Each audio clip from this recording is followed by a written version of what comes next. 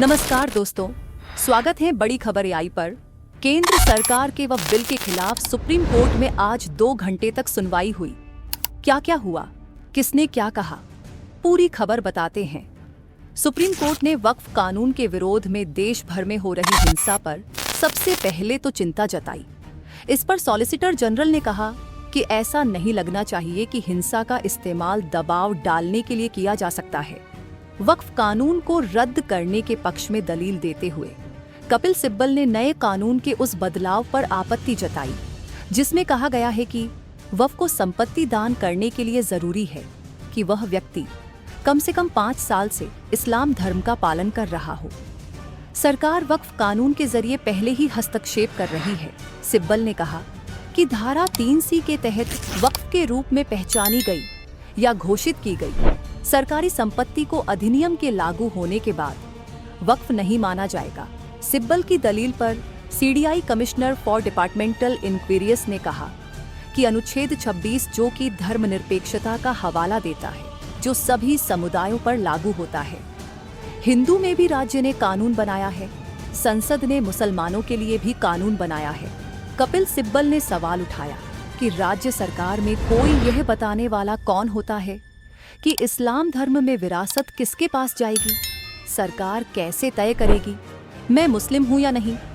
इस पर सिब्बल ने कहा कि धारा 3A(2) वक्फ अल औलाद के गठन से महिलाओं को विरासत से वंचित नहीं किया जा सकता। इस बारे में कहने वाला राज्य कौन होता है? तो सीजीआई ने कहा कि क्या ऐसा कोई कानून नहीं है जो कहता है कि अनुसूचित जनजातियों की संपत्ति को अनुमति के बिना हस्तांतरित नहीं किया जा सकता है। सिब्बल ने दावा किया कि मेरे पास एक चार्ट है जिसमें सभी मुसलमानों को अनुसूचित जनजाति माना गया है। जस्टिस केवी विश्वनाथन ने कहा कि आपस में मत उलझिए, संपत्तियां धर्मनिरपेक्ष हो सकती हैं, केवल संपत्ति का प्रशासन ही इसके लिए जिम्मेदार हो सकता है। बार बार यह मत कहिए कि यह आवश्यक धार्मिक प्रथा है। नए वक्फ कानून का हवाला देते हुए सिब्बल ने कहा कि धारा 9 पर नजर डालिए, इसमें कुल 22 सदस्य हैं जिसमें 10 मुसलमान होंगे। इस पर सीजीआई ने कहा कि दूसरे प्रावधान को देखिए, क्या इसका मतलब यह है कि पूर्व अधिकारी को छोड़कर केवल 2 सदस्य ही मुस्लिम होंगे? दलील को आगे बढ़ाते हुए सिब्बल ने कहा कि सेंट्रल वक्फ काउंसिल 1995 के तहत सभी नामांकित व्यक्ति मुस्लिम थे। मेरे पास चार्ट है, लेकिन नए कानून के प्रावधान तो सीमा उल्लंघन है।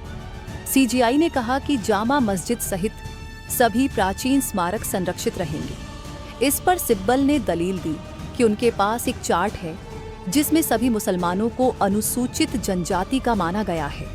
तो सीजीआई ने फिर पूछा कि क्या ऐसा कोई कानून नहीं है जिसमें प्रावधान हो कि अनुसूचित जनजातियों की संपत्ति बिना अनुमति के हस्तांतरित नहीं की जा सकती?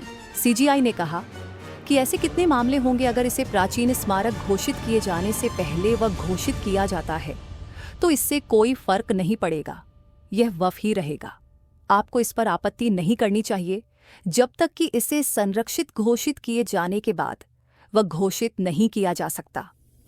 धन्यवाद और जुड़े रहे बड़ी खबर एआई के साथ।